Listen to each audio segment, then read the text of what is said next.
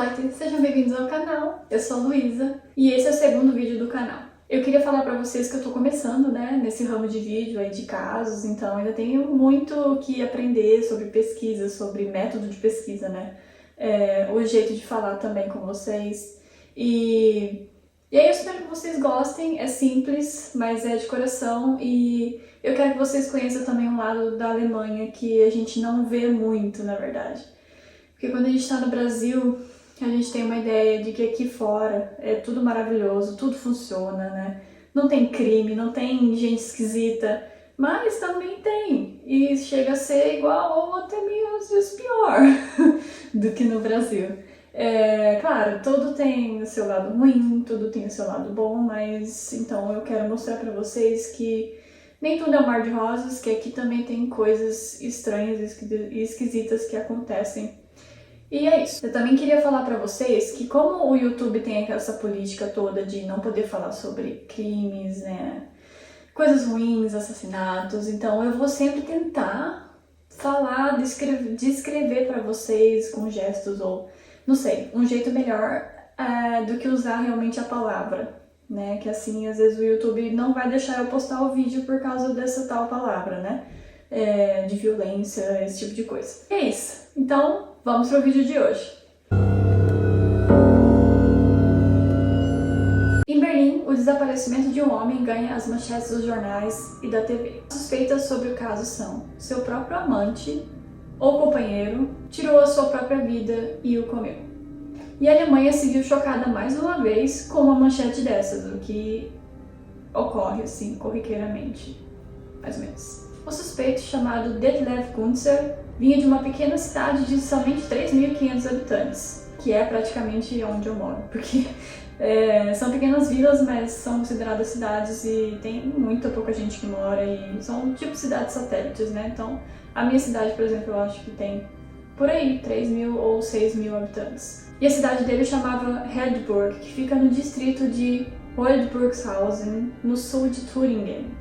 Depois de terminar seus estudos, ele começou a estudar para ser galvanizador, que para quem não sabe, como eu também não tinha ideia do que era um galvanizador, é alguém que refina superfícies metálicas, ou seja, recobrir uma peça metálica com uma camada de zinco, podendo ser quente por imersão, em banho de zinco fundido ou a frio. Mas ele acabou não dando continuidade nos estudos porque ele achou que era perigoso trabalhar com esses vapores quentes. Em 1980, ele entrou para a polícia alemã e acabou se especializando em análise de caligrafia, e ele ficou tão bom nisso que ele era considerado um especialista na área. Em 1994, ele mudou para Saxônia, que é um estado que fica no leste da Alemanha com sua esposa e filhos. E voltando para quando ele era adolescente, ele serviu no National Volksarmee, que em tradução é o Exército Nacional daqui da Alemanha. E enquanto ele estava no exército, ele acabou descobrindo a sua atração por homens, e foi lá mesmo que ele teve seus primeiros contatos íntimos com homens. Mas ele só foi assumir esses acontecimentos abertamente anos depois, o que acabou ocasionando o fim do seu casamento. Agora, voltando para sua vida adulta, Günzer tinha uma pensão chamada Gimlitzau, na cidade de Hartmannsdorf, Reichenau, no estado da Saxônia também. Em 2003, ele estava morando e administrando a pensão sozinho, onde recebia na maioria das vezes pessoas que iam para fazer trilhas pelo entorno, porque era muito bonito lá. Foi nessa mesma cidade que conheceu sua futura esposa, mas eles também acabaram se divorciando. Ele sempre teve alguns desejos mais sombrios, e nesse momento em que ele se viu sozinho em sua própria pensão, esses desejos acabaram aflorando cada vez mais, e ele foi se interessando por aquela prática em que pessoas têm relações com violência, né, Estado. E em meio desses novos desejos e a descoberta de um novo mundo para ele, foi surgindo cada vez mais a vontade de fazer certos atos com uma pessoa sem vida, se é que vocês me entendem. E ainda para adicionar mais desejos, ele também frequentava alguns fóruns na internet sobre pessoas que comiam outras pessoas, ou que tinham vontade de comer outras pessoas. Esse é um fórum muito comum aqui na Alemanha, na verdade. E aí, então, em 2006, ele teve a brilhante ideia, ou nem tanto, né, devido aos fatos, de construir uma sala de tortura no porão de sua pensão. E nessa sala tinha uma cadeira de ginecologista, gaiolas, ganchos, cordas e ferramentas médicas e de corte. Mais tarde, também foi descoberto que ele fazia experimentos dolorosos em seus próprios órgãos para se satisfazer. Então, no dia 2 de outubro de 2013, Günzer, na época com 58 anos, entra no fórum que eu citei antes e conhece um polonês. Eu vou tentar pronunciar o nome dele da forma que se pronunciaria em alemão, mas eu não sei se está certo. Então vamos lá, é Wojciech S. Preferi não colocar o nome inteiro dele e também a partir de agora eu vou chamar ele só de polonês, porque eu não quero errar o nome dele toda vez que eu falo. E ele tinha 59 anos, ele era de Hanover, ele era ativo na política local, ele também era separado, tinha filhos, inclusive estava namorando uma nova moça.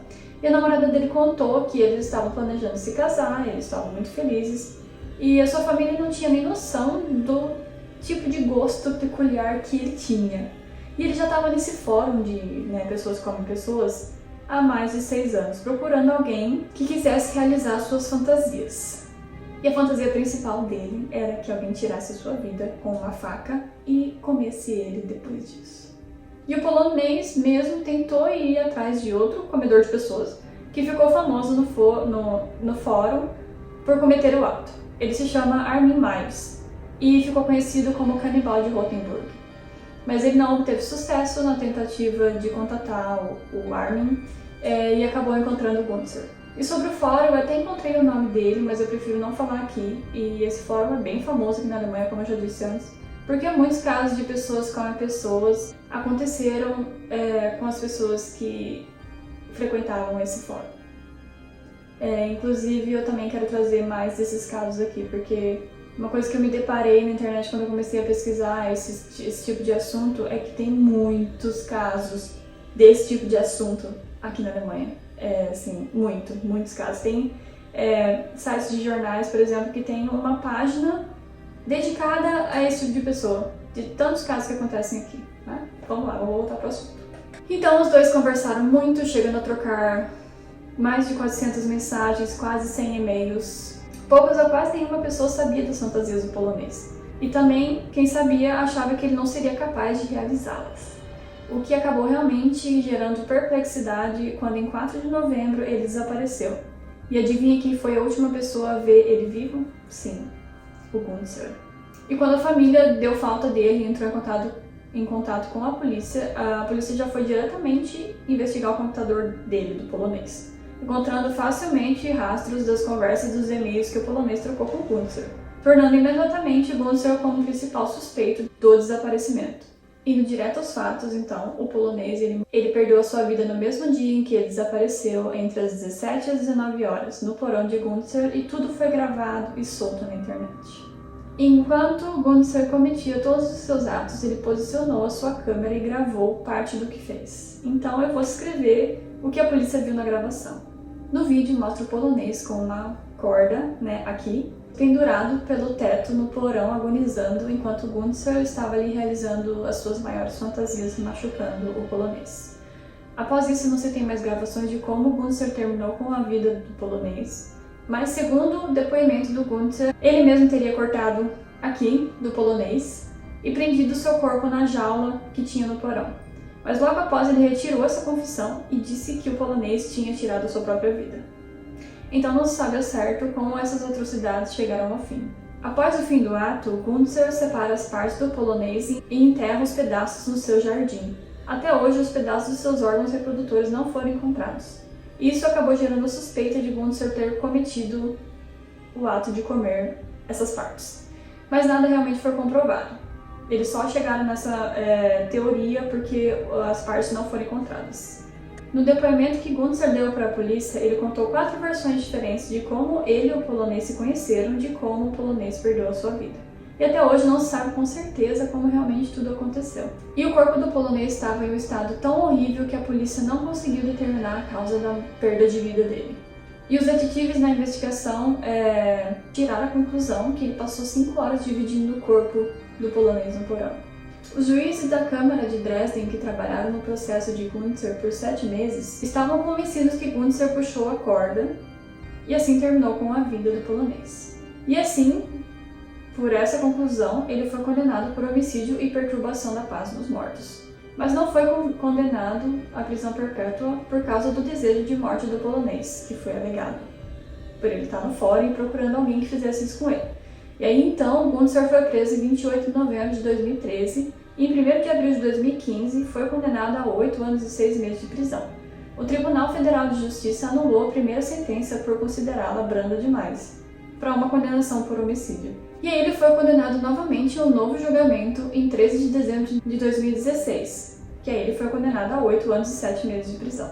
E eu não encontrei informações se ele já está realmente solto ou se a sentença dele foi aumentada, mas já se passaram 8 anos e 7 meses, então muito provavelmente ele está solto por aí. E uma coisa interessante, em 2014 a filha de Gunther reabriu a pensão em que tudo aconteceu para receber novos hóspedes.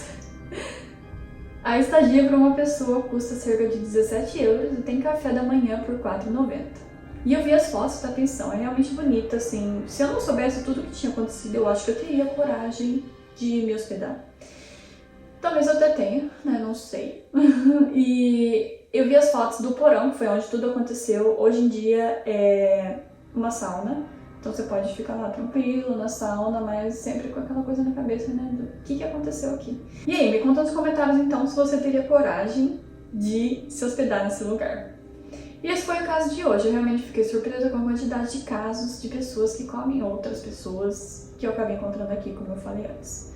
E em algum local eu li também que o ato de comer não é crime em si, mas o de terminar com a vida de outra pessoa ou assistir a vida de outra pessoa terminando e você não fazer nada, esse é o crime. Mas o fato de comer em si não é. É bem esquisito, né? Porque no Brasil eu sei que é. E aí também me deixa nos comentários se você conhece esse caso, se você já ouviu falar, se você tem algum caso também para trazer aqui, que você gostaria de escutar. Não precisa ser só desse assunto, pode ser de outro assunto. Se eu deixei de falar alguma informação também, se você conhece mais alguma coisa. E eu vou ficar muito agradecida se você der o like, me seguir lá no Instagram também. E se inscrever no canal e ativar o sininho, que eu vou fazer o máximo para continuar trazendo vídeos aqui e melhorando a qualidade cada vez mais. Então é isso. Tchau!